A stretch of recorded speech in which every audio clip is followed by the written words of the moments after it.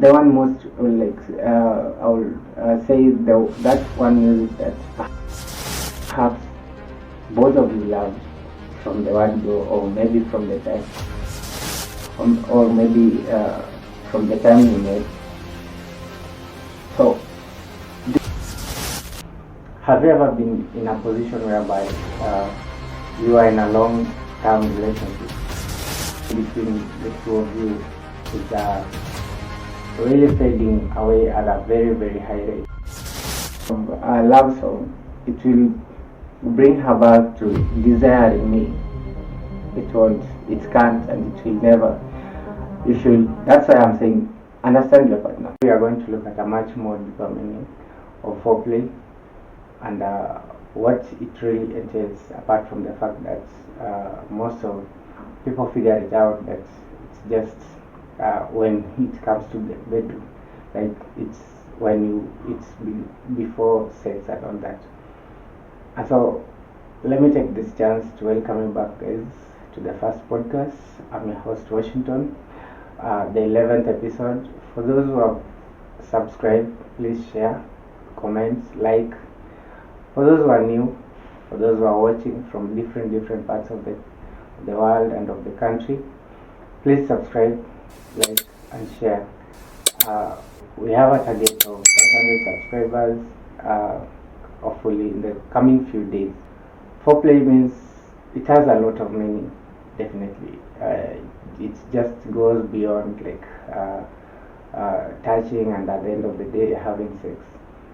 But then if we try to look at the definition of foreplay, we find that foreplay, it's not just what you do before sex, but it is how you build your relationship, how you build that closeness, how you make it safety, and how you make your partner feel the desire of having sex.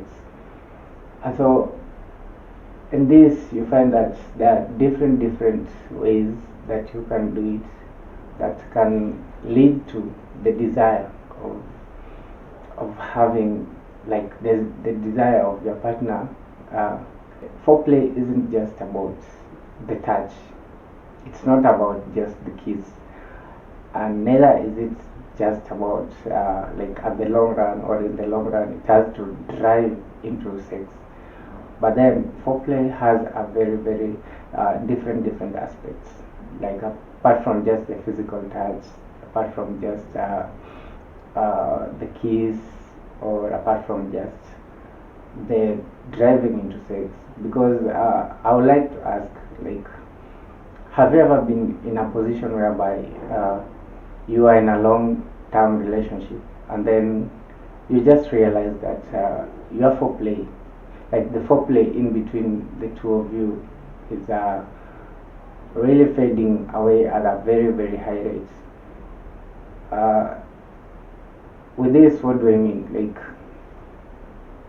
how you relate to one another, it's really fades away at a very alarming rate. Reason being, you are there, you with your partner, you've taken all that amount of years, or all that number of years, actually. You've taken all that number of years, maybe 10 or 5 years, or maybe 20 years, and then you feel like we've known one another for the longest time, and so there is nothing we've never done, or there is nothing that is new that we can practice or do. And perhaps if it finds that you are these young couples, you find that most partners, what they want, it's more different, because as time goes by, most partners want different things. They want to explore different things, different ideas, different approach. And so when you figure out that we've known one another for the longest time, this is where people get it wrong. This is where couples get it wrong. Because before you know it, the foreplay shall have, the physical touch shall have fade away, like the, how do we call it? Everything that entails in the foreplay, it shall have fade away. And now, sooner or later, passion of that marriage will no longer be there. And so today we are going to look at those aspects that results or that makes foreplay more interesting, apart from just the physical touch, apart from just kissing, apart from just sex. There are those aspects that makes foreplay really fun. So number one aspect is flirting, like flirting with their partner. We all know this means that at some point you just whisper messages into your partner's ear. Like these messages could be like the love messages, or like that process whereby you are watching, both of you are watching, and then you are like, you know what, you see that the whispering messages. This will end up triggering the foreplay, and it will end up making the desire for that physical touch between you and your partner. And so that is just number one. Number two is we are going to our number two. Number two is mental and emotional desires or connection. This always comes in when you share deeper conversation with your partner, because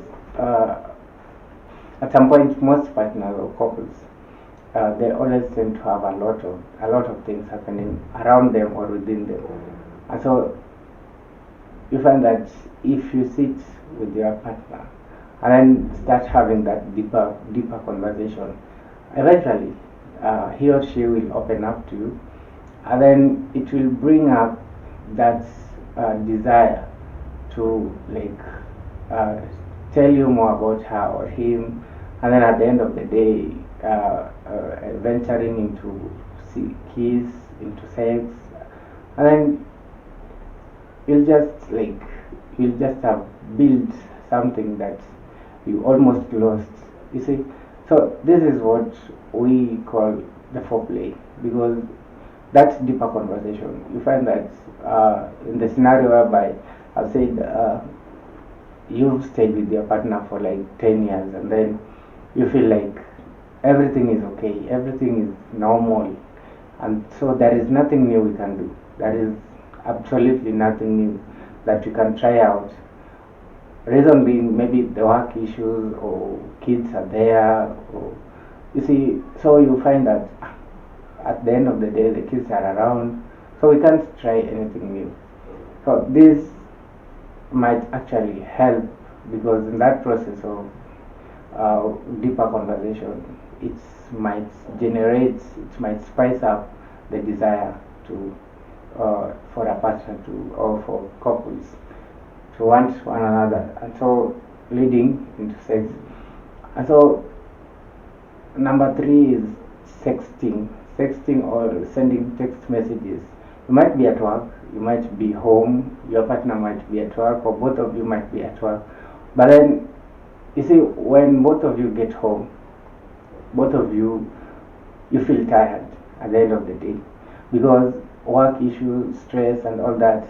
And so you find that when you kind of keep texting, sending messages to your partner, maybe the love messages, or maybe sending music in form of love messages to show how deep you appreciate being with your partner. From that time, during that process, up to the time you'll get home, both of you, you'll find that a desire has been built in between. As much as you might come out of the work, both of you are tired and you feel like you really want to sleep, that desire will be there. That physical want will be there, and so you've just added something that wasn't there, because they always say foreplay always starts with the mind, like how you want something to be, someone to be, or someone to to end up being at the end of the day. So you find that when you keep on texting, when you keep on chatting throughout the day, or maybe you call throughout the day, it will bring up something, especially perhaps maybe when the wife is at home with the kids, and so you are at work. So I really believe this one will really work it out. Another aspect of foreplay is eye contact. It might be funny, it might look like it's not that important, but trust me, every time you maintain eye contact with your partner, there is something that comes out of it. Every other time, you see, there are those partners or couples that maybe ever since they got married, they've never looked at one another like eye to eye, because if it's sex, they do it at night when the lights are off. If it's the physical touch, they do it while maybe closing their eyes and all that. If it's kiss, they really don't get into they really don't get deeper into it. So you find that most scenarios they shy off, and this shying off, it's kind of really weird, because it removes a certain part of desiring between the both of you. Because even if maybe when you want to do something and you be like, I'm really shy about my partner, how will you even approach her? How will you even approach him? Perhaps, or maybe for example, you have a problem, or maybe you have a deeper thought that is really distracting you. So how will you like approach your partner in the process? So eye contact is one of the things that I really feel brings that desire, because when you look at one another eye to eye, then that love is being drawn. You see how handsome or beautiful this partner of yours is, and so this gets you attracted to him or her. Trust me, it gets you attracted to him or her. And so that is, I think it's 100% like foreplay thing, because it's 100% leading to foreplay. Trust me, it doesn't have to be like, you don't just have to be like every time having sex, every time like engaging into kiss, every time engaging into physical touch. No, sometimes just admiring one another.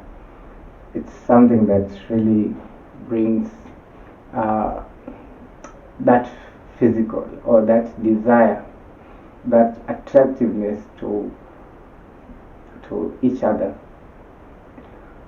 It goes hand in hand with another factor that is almost weird, the voice or the tone. You see, most couples get attracted with the voice, like when you just talk. Because I've had most of the couples, or most ladies or women, they say like, hey, that person's voice, he has a smooth voice, it really attracts me. And so it'd be like, how does the voice attract someone? Or maybe you hear someone, you hear a lady saying, see, that guy has a rough voice, and you know, I really love rough voice. You'd be like, really? So you see, those are the things. Even the men, you hear them say, that lady has a very. This means what? That's that voice of that lady that this guy would really wish to hear every other time, or the voice of the gentleman that this lady would love to hear every other time while talking to him or her.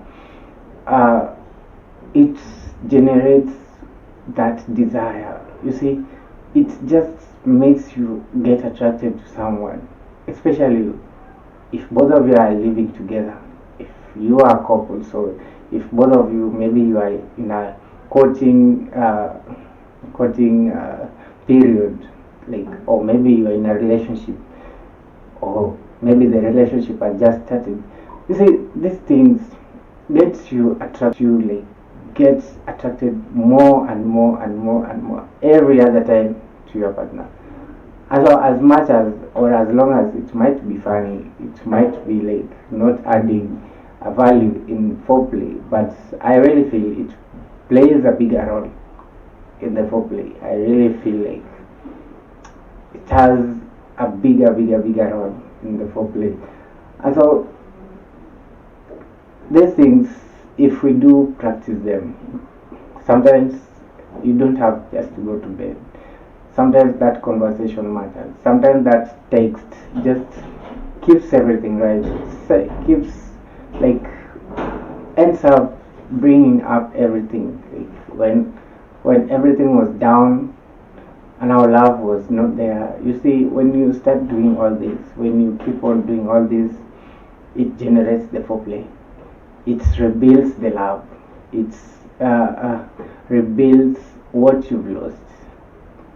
You see, it definitely works out. It's 100% sure. So another factor is like setting the mood.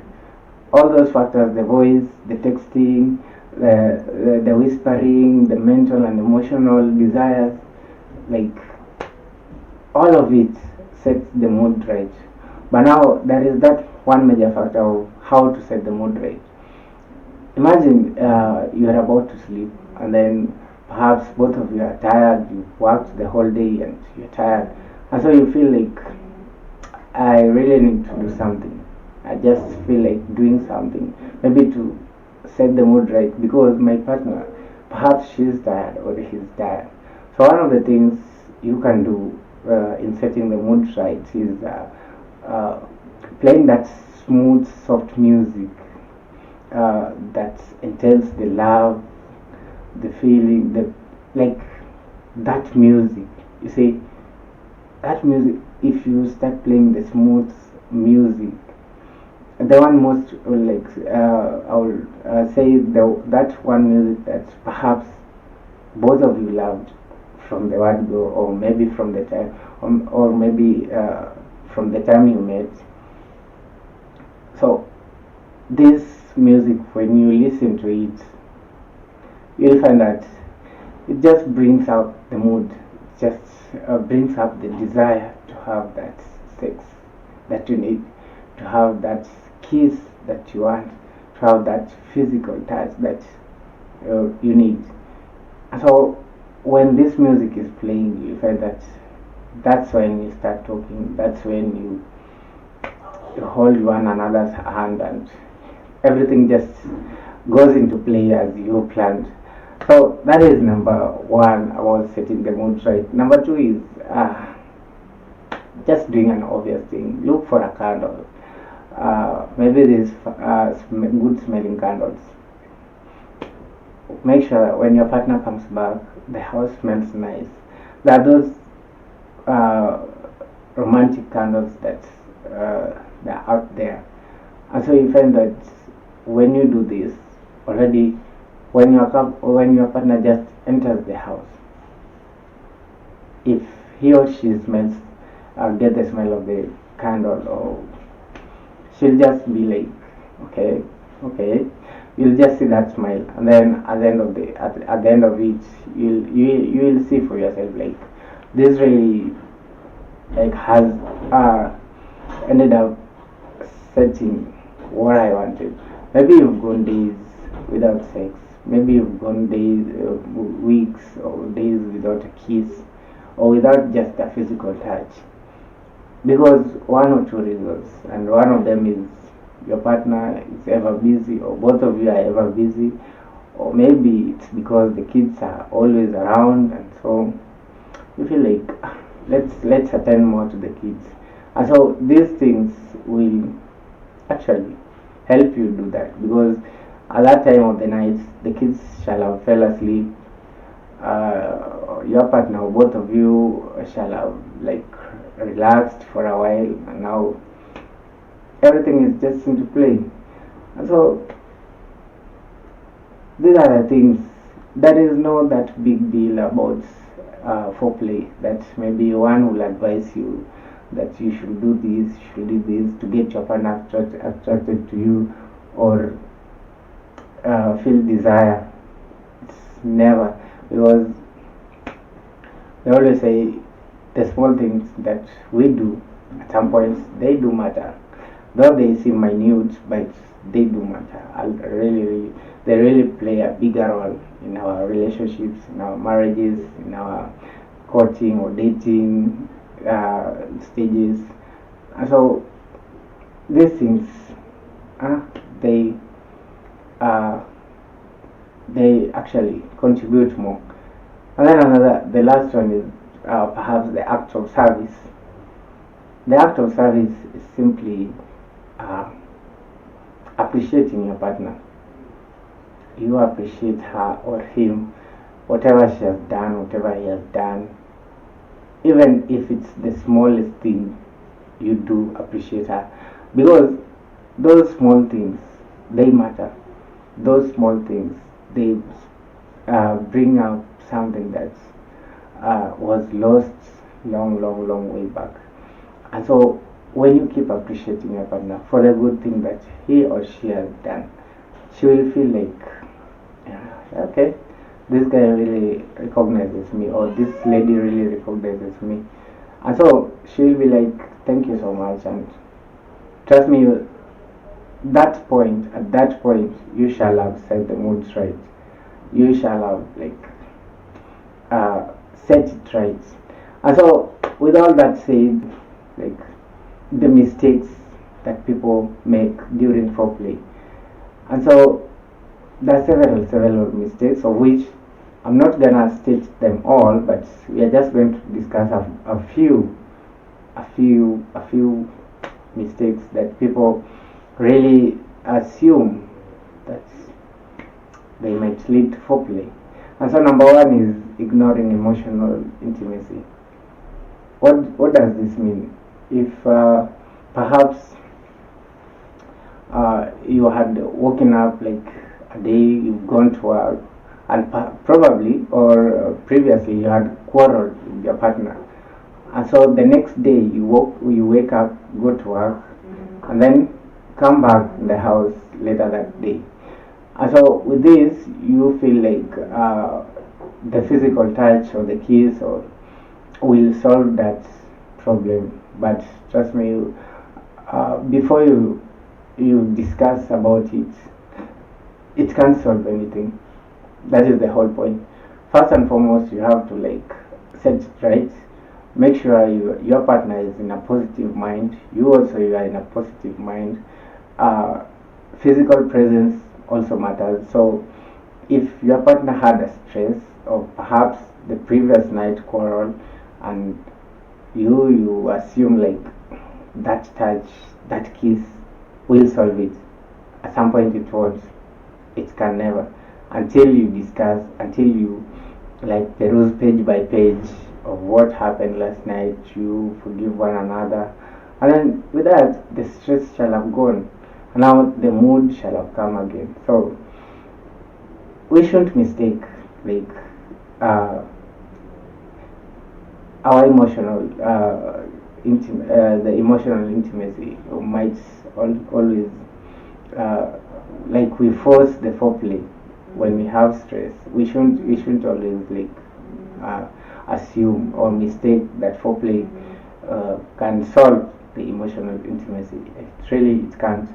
And then the other one is, most people always have it in mind that it always works. It always works. Foreplay really works. The touch, the kiss, the sex, it always works. But in real sense, it doesn't. Some people just don't they don't want to go into sex because they just want the cuddles, the kissing, the hugs, the touch, but they really don't want it to lead into going into the bedroom.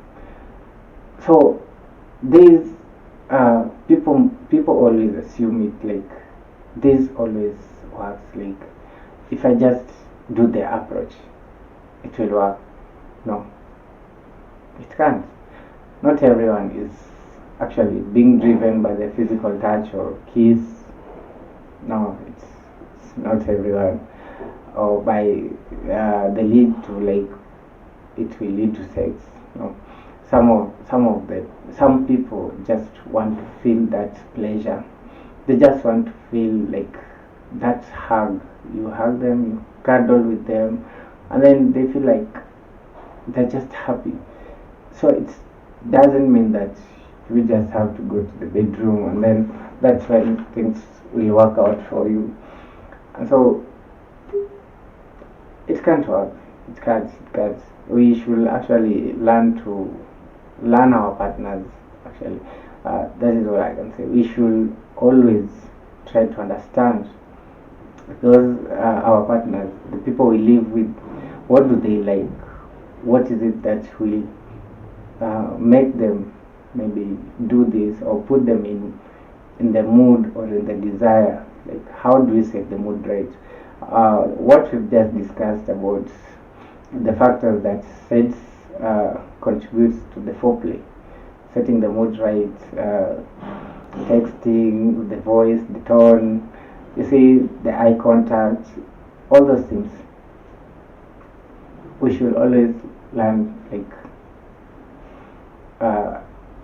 understand our partners. Our couple should understand one another so that you don't feel like you are married to the wrong person, or you don't feel like you are doing a lot, you are doing too much, but it's not working. The moment you understand your partner, that's the point. That's the really big deal. That is where you will find that if you do something, he or she will appreciate, or he or she will say, I don't really like that one. Perhaps you could have done it this way, or you could have done it better. That is the point.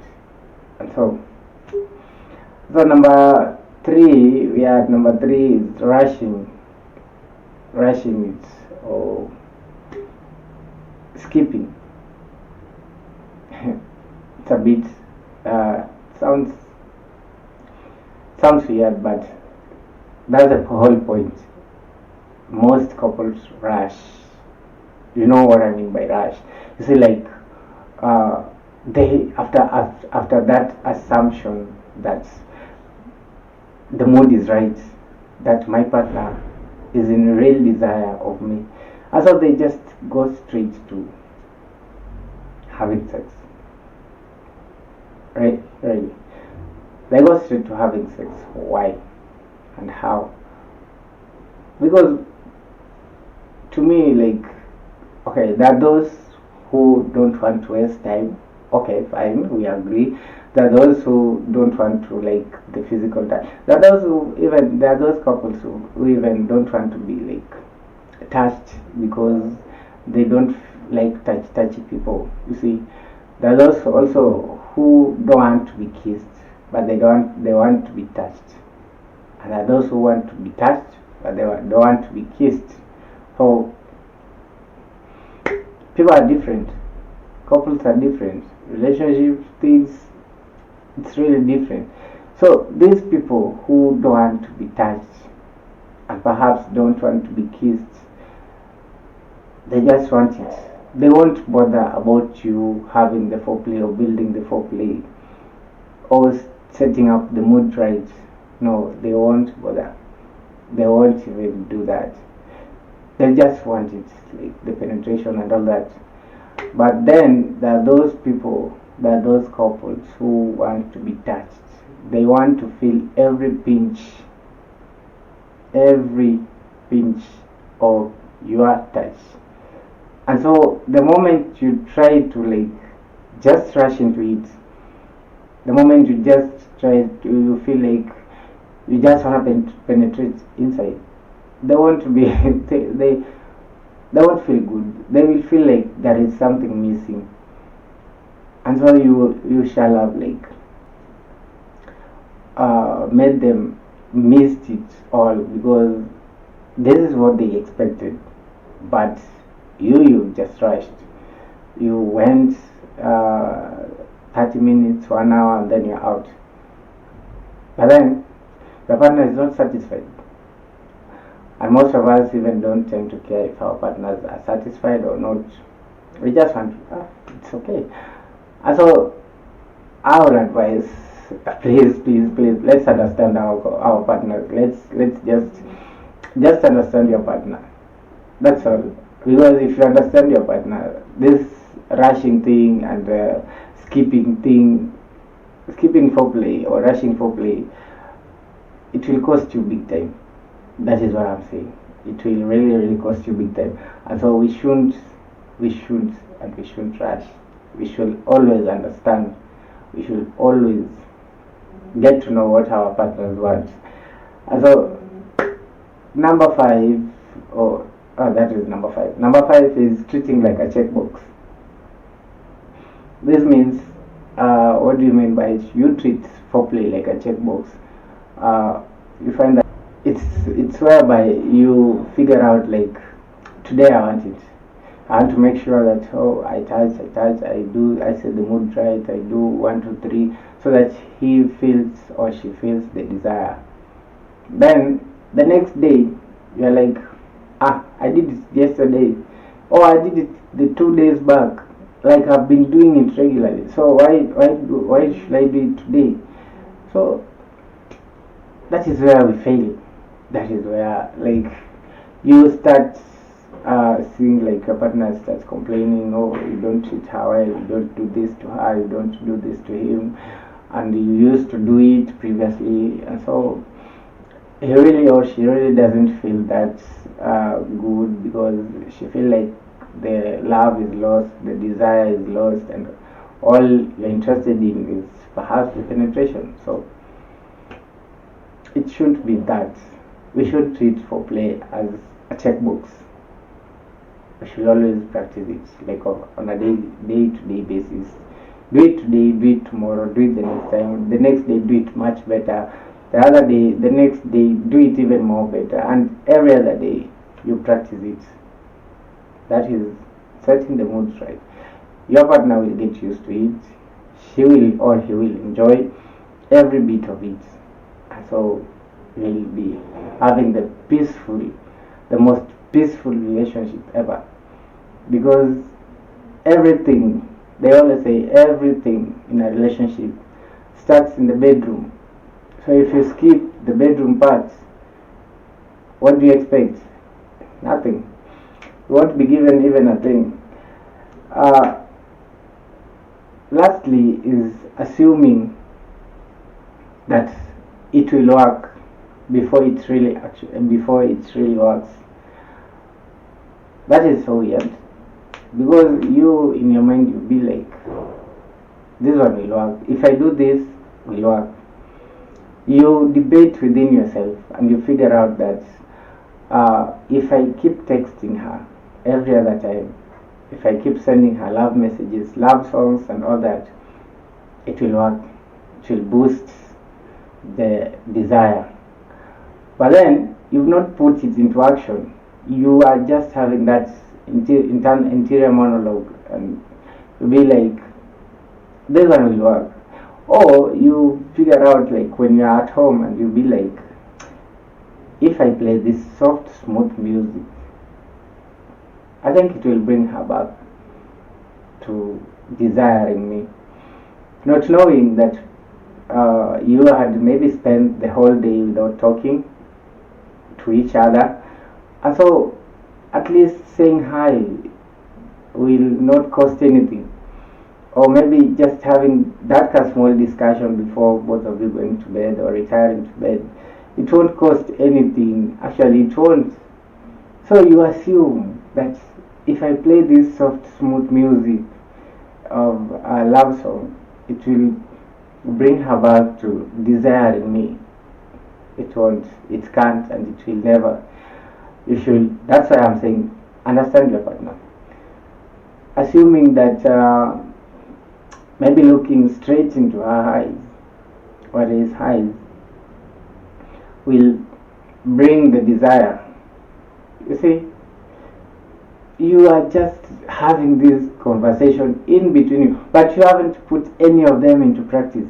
You haven't even tried even one of them. So every other time you keep saying, if I do this, it will work, but it hasn't really worked.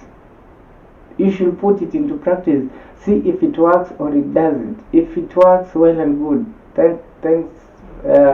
Thanks for you. If it doesn't work, then try something else.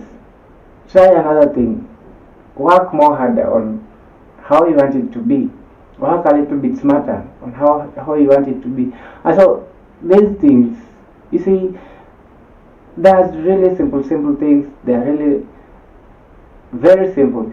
But if you keep assuming them, then that's the mistake people do make about foreplay, because you can't tell me you are assuming, you can't tell me you think that this will work and it won't, you can't tell me that you just want to skip it and then at the end of the day it will work for you.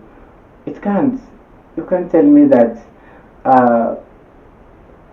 the touch, the kiss and all that will just drive someone into the mood, into the desire.